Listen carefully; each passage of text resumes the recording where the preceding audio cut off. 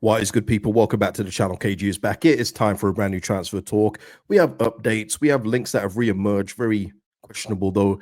Also, some links we can put in the bin. And I'm going to give you my thoughts on the third kit as well. And also a loan out, which I think will suit all parties in the long run. And I'll get into that a bit later on. First of all, is Bilal El Khannouss, someone we've been speaking about over the last few days. Well, it seems that Leeds have met with him before and his representatives, and he is very open to coming, according to Graham Smith. Now, we know we have another meeting in a couple of days. I will hope in that meeting that's to agree personal terms. I hope that is to just get everything sorted out in terms of giving him a contract, getting those terms agreed, and then moving on to Leicester and, you know, activating the 24.5 million, which I will speak about in a bit as well, people. We're either going to do that by the 15th of August, or we're going to let it elapse and try and go for a longer term deal, maybe with the payments more favorable to Leeds. I would suggest going with the former, though. Go with the 24.5 million so that we can just get this deal done, get this kind of player in the door, because this one is, for me, someone that raises the level of quality in the squad. We're being linked right now, people, with a few players that just don't do anything for the trajectory of this football club. If they're to come, they are just competition for the players we've got. They're not actual replacements for them. You know, seeing links out there for Jonathan Rowe again, don't know how serious that is, so I'm not going to go into it on here. And, you know, there's always that thing in the back of your head where if we're not getting a striker, Josh Sargent could turn up. But we know that if that happens, we know what our destiny will be in the Premier League this season. So for me, it's about getting these kind of players in. Don't be deterred by the Pashao stuff. Listen, I have to use them as an example, but Sunderland have had knockbacks this summer. They've had knockbacks, but what they haven't done is decrease the quality of the player they've gone for. They haven't gone, oh, we didn't get this player, so you know what? Granit Xhaka's not going to come here. They've gone for Granit Xhaka and they've got him. That's an amazing signing by Sunderland. Very ambitious, and that's what I want Leeds United to do. And I will continue to stay on that level at this point, even with the business that we've done so far this summer, and say that we are still going to get in 2 or 3 real difference makers until I'm proven otherwise. Obviously, we keep on saying it. There's time to go in the window. You know, things can happen in 2 days. We could do deals today and tomorrow, and it makes our squad look completely different. But we are now on the 7th of August. Time is ticking. It's not waiting for anyone. And again, we've been promoted since the 21st of April. It would have been nice to have got a few more key things done, but there's still time to get key things done. And for me, Bilal El Khannouss can be that key player in this team, but he's going to need a striker to go with him. You know, he can't just create to no one. That's what he was doing for Leicester. It was exactly what he was doing for Leicester, which is why his numbers are so low. You know, he was creating chances and they weren't finishing them off. So we need to, you know, surround him and the current players that we've got with better, and of course Daniel Farke too. So yeah, we'll see what happens in the meeting with this one, but the signs are very encouraging that he wants to come here. So that is good news. And also in terms of his fee, because I know a few of you are saying that 24.5 is a lot. I disagree, just in the current market, in the way that it is. When you look at this as well, Ipswich rejecting 35 million from Nottingham Forest for Amari Hutchinson. That's insane to me. You know, if we had bid 35 million for Amari Hutchinson, I'd be devastated, man. No, not devastated. That's a strong word. I'd be gutted, because he's not worth 35 million for me. He's worth 35 million to Ipswich, and he's worth whoever pays that for him. Very good for them. But for me, he comes into this team and he's no better than what we've got. He really isn't. Don't get fooled by the bid that they're rejecting. It means nothing. His level of ability isn't 35 million. It could be, but at this point, it's not. And we're not in a position to be taking that kind of gamble. So for me, when you're looking at 24.5 million for Bilal El Khannouss, who will be worth more after the 15th of August, make no mistake about it. No, Leicester have lost a couple of players recently, and Didi Hermansen could be going soon, but they're going to make sure they get top dollar for him after the 15th. So I think it's important we get there before that expires. What say you? Now, we are being linked with a Brazilian from Shakhtar Donetsk. And no, people, it's not Kevin. I wish it was. And listen, I know a few of you have mentioned Kevin recently. He is a lovely player, but again, he's somebody that they've recently just rejected a bid for around 40 million euros. So they're looking for more. So that's where you're looking for that kind of, he would be that marquee signing like the Pashao would have been, but he's going to cost a little bit more than Pashao will. So Kevin, I would absolutely love him, but we're not linked with him at this point in time. But who we are linked with, people, is Vinicius Tobias, the right back, and he's very good. Let me just get into the detail. Leeds United are in talks for Vinicius Tobias. Let me get this screen up for you. In talks for Vinicius Tobias. Leeds are not yet ready to make an offer, but they know the terms. Shakhtar demanding a 20 million euro fee plus bonuses plus a sell-on clause, and the player is demanding a salary of around 3 million euros gross. And yeah, I mean, listen, there's only one report with this in regards to Vinicius Tobias, but again, this would be a lovely signing. People think it's expensive for a fullback, but he's an attacking creative fullback, which gives us a completely different dimension to what we've currently got.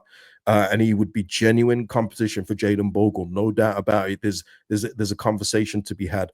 Whereas at this point in time, people out there with some links, there's players being linked, and they wouldn't start above what we've got right now. You know, I'm not going to speak about him in this video, but Jonathan Rowe's name's been bandied about there because Marseille have signed Pashao, they've signed Timothy Weah. They're going to sign another one as well, Zagrova, I think. So he's going to be surplus to requirements. So he's going to need a new home soon. He's been linked with a move to Turkey, but Premier League clubs are interested. But Jonathan Rowe does nothing for this team in terms of being an absolute upgrade on anything we've currently got. So until we get more details as well about Vinicius Tobias, we'll leave it here. But again, this would be a good signing if Leeds United are interested in doing it. He's, you know, very dynamic fullback, which is obviously very important in the Premier League. Now, Mehdi Taremi, we've been here before. I don't believe this is true. This reports out in Italy are saying that Leeds are ready to seal the deal on this one.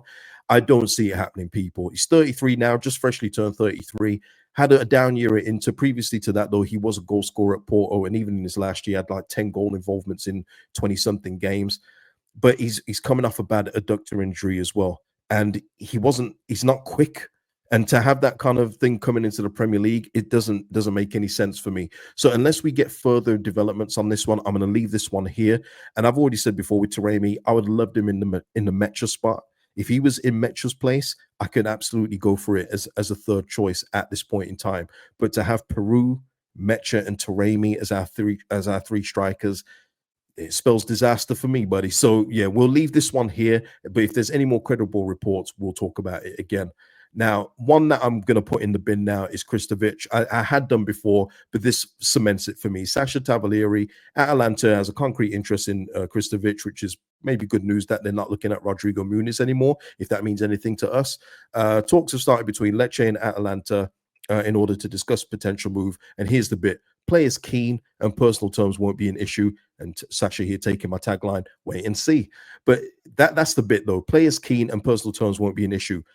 Consistently all summer, Christovich has said he doesn't want to leave Italy. He just wants to leave the relegation battle and move further up the table. He's been very consistent with that, as is his agent. So this makes all the sense in the world that the player's keen and personal terms won't be an issue. We never even got there. Player was never keen on coming to Leeds United. So what we're going to do with this one is leave Christovich alone and park this one off.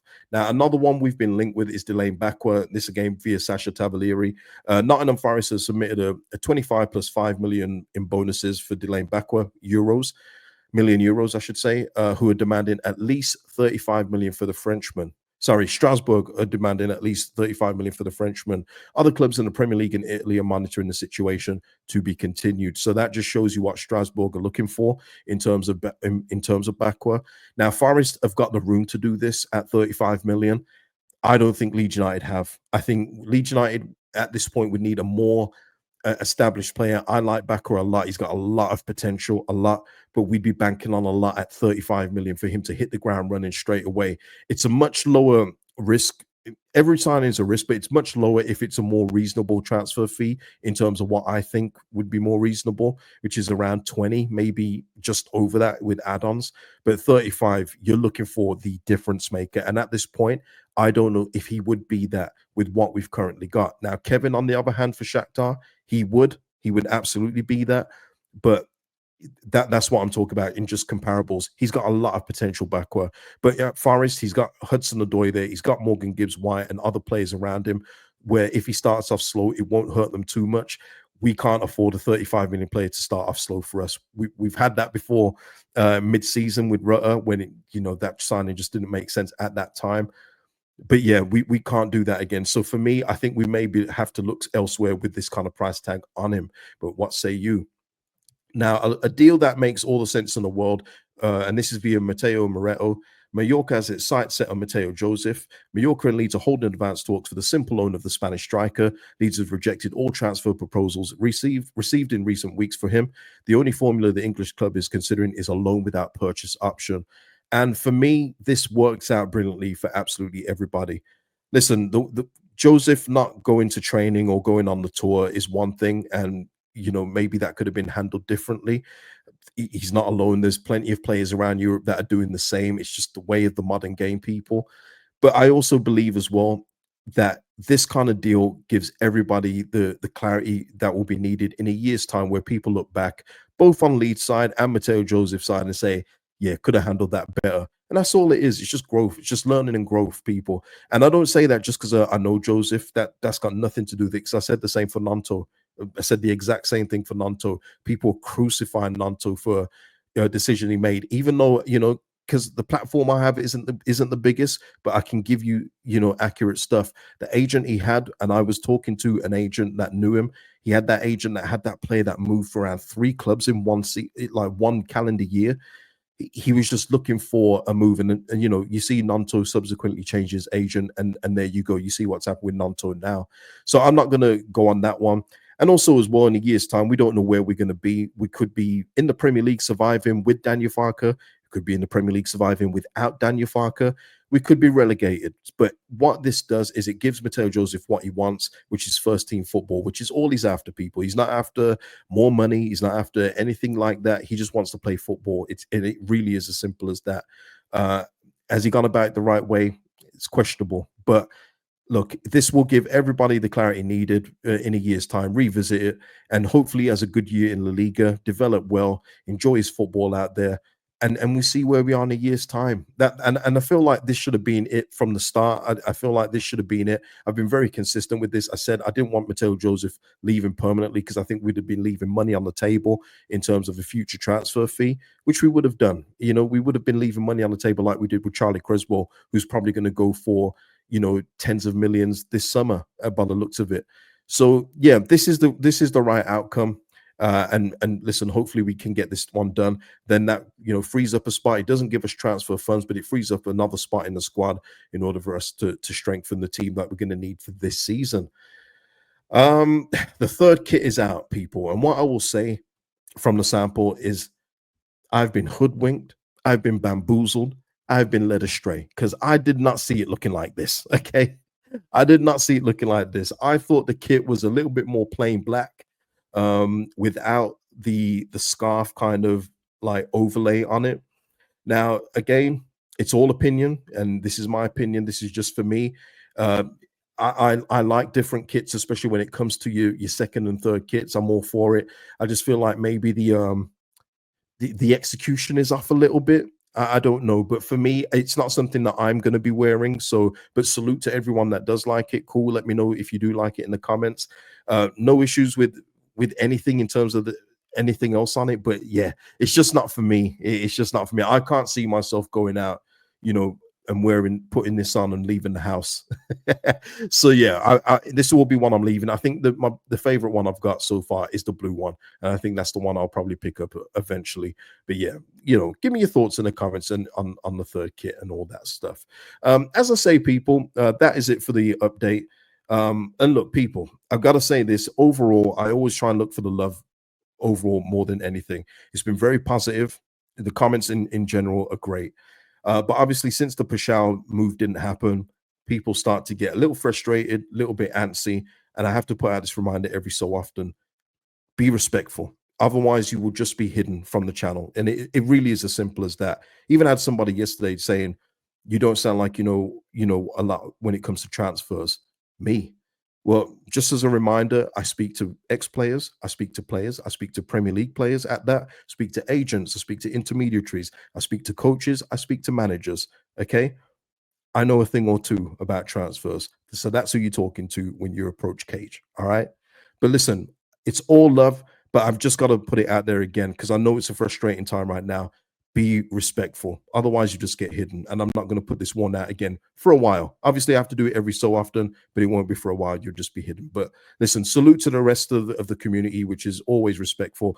Big up to Mr. P and Parrot House in particular for the support. Thank you for the super thanks on the last video.